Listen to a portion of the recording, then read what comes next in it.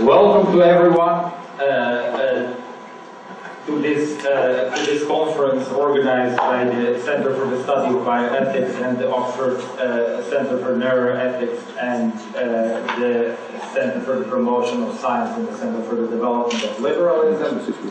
Your Excellencies, Assistant Minister for Education, Science and Technological Development, Professor Ivica Radovic, Professor Julian Sadulescu, one of the organizers, Alexander Rezum, another organizer, then all colleagues and friends who assembled here. I would also like to say a word of welcome to my great friend Petar Bojanic, the director of the Institute for Philosophy and Social Theory. And you know that the Center for the Study of Bioethics is formally part of that institute. Welcome to the Institute for Economics Science. Welcome to other people from institutes, from faculties. And then last but not least, welcome to those who supported the conference. And without them, the conference would also not be possible. So, Vasil Sredanovic, the director of Research Belgrade, welcome to you, and of course greetings to all the others who supported the conference in similar ways. So I think since we are running a little bit late, let me introduce first Professor Radovic, the Assistant Minister for Education, Science and Technological Development, who will say a few welcoming words. Then I would invite Professor Sadulescu to say also a few welcoming words, Alexander Rezum to do the same, and Vasil Sredanovic from Trio say to do the same. Have I forgotten something? Should be good then. Okay. This is Professor Rakic, please. Thank you, Professor Rakic, distinguished chairmen, Professor Savulescu, Professor Harris, Lady Dretsun, ladies and gentlemen, dear colleagues, dear guests. It's my great pleasure and honor to address you on behalf of the Ministry of Education, Science and Technological Development of the Republic of Serbia and His Excellency Minister Professor Žarko Obradović. Dear guests, very welcome here in Belgrade, in Serbia, on International Conference Enhancement Cognitive, Moral and Mood. Special values of this conference give the presence of very prominent and participants from many countries from all the world, as well as the presence of prominent Serbian participants in the field of bioethics. All these make us from the Ministry very proud and happy to host such important and exclusive audience. Additional importance of this conference and their results I see as an important contribution for social transformation of Serbia throughout education, research and innovation in our way to EU membership country. Ladies and gentlemen, I would like to inform you that at this period our ministry financing 784 national scientific projects with about 12,000 investigators. During the last 2 years, Serbian scientists published near 10,000 papers in the journal on SCI list, with 740 papers per 1 million of inhabitants per year. Serbia is on the level of the developed countries. Dear colleagues, on this conference, during 3 days, you are discussing about one of the most prominent and topic thematic in bioethics, human enhancement. For me, as a biologist and professor of ecology at the University of Belgrade, there are one more very important dimension of bioethics, as of course one branch in ethics, which is the study of good and bad, the study of right and wrong.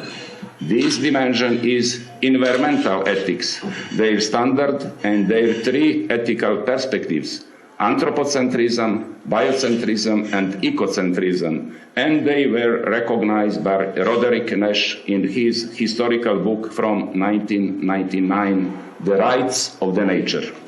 Ladies and gentlemen, at the same ends, I would like to wish you very successful and useful conference and pleasant stay in Belgrade, with one message: for the increase and diffusion of knowledge among men.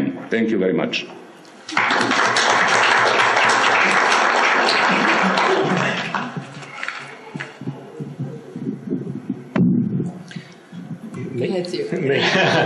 I'm going to start with a short general knowledge quiz. And I'm going to answer the questions myself to save time. So what was the cause of the Fukushima nuclear disaster? Answer: earthquake and tsunami. What's the cause of terrorism? Religious fundamentalism.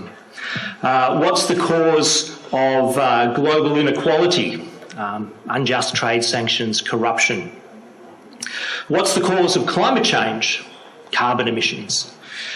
In each of these cases, the answer is, in one sense, right, but all of those answers are only the symptoms of the underlying disease, and the underlying disease is human moral choice and behaviour. Even in the case of the Fukushima nuclear disaster, the choice to build a nuclear reactor in that place with that level of protection was a human choice. So for the first time this century, our fate will be decided not by external events, but by the moral choices that we make. And our morality is extremely limited, as I'll go on to argue.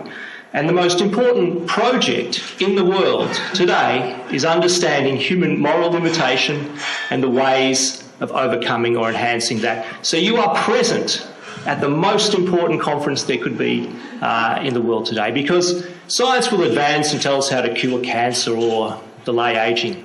It will give us many options, but we need ethics to decide which of those options to take, and most importantly, to decide how to make better moral decisions. So thank you, Voyan, for giving us the opportunity to have such an illustrious panel and the opportunity to discuss the most important question in the world today.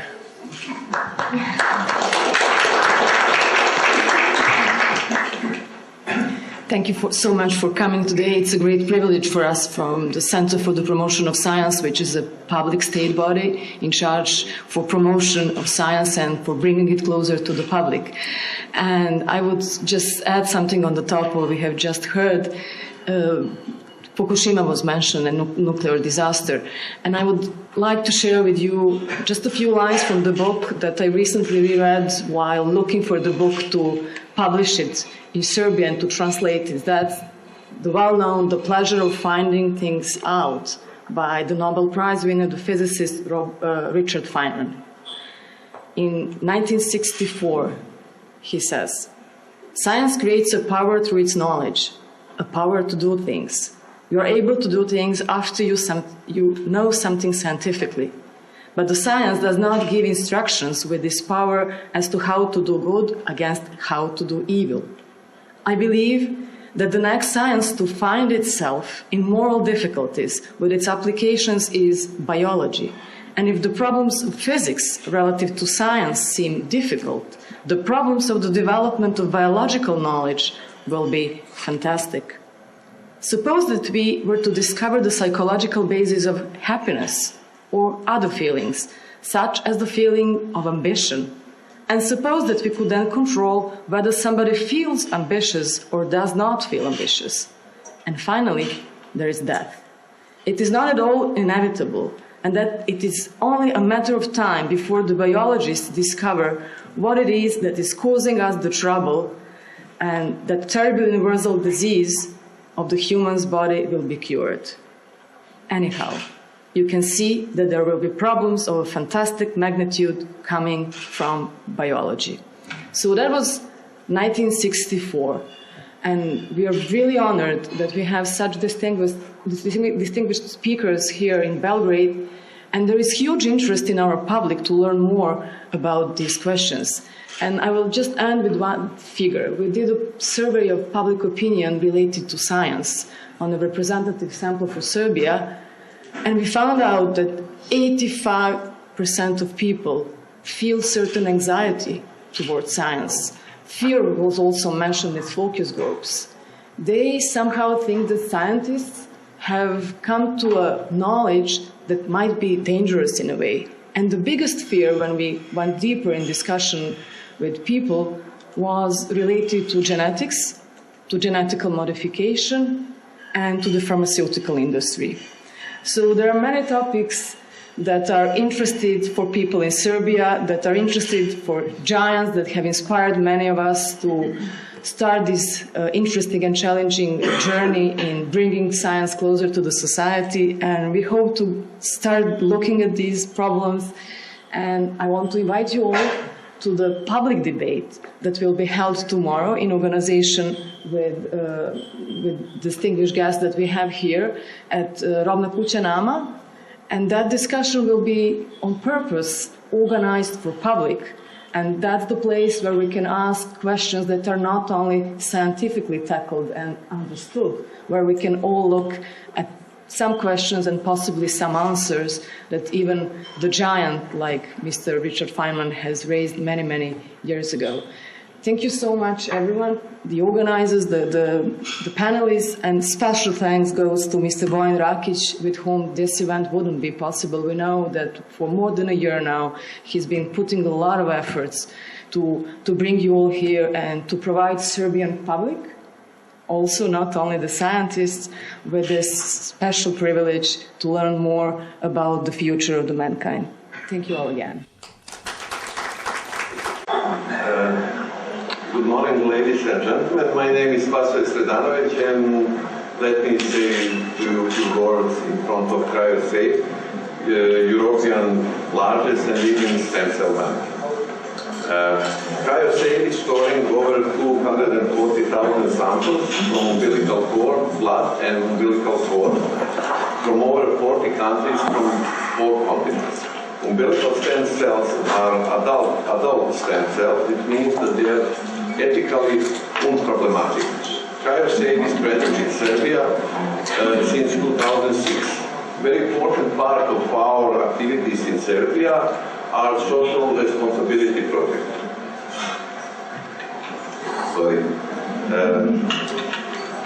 One of these projects is a cost-free donation program, which allows to families with illnesses treatable with stem cells to store these umbilical cord blood of their new babies for free.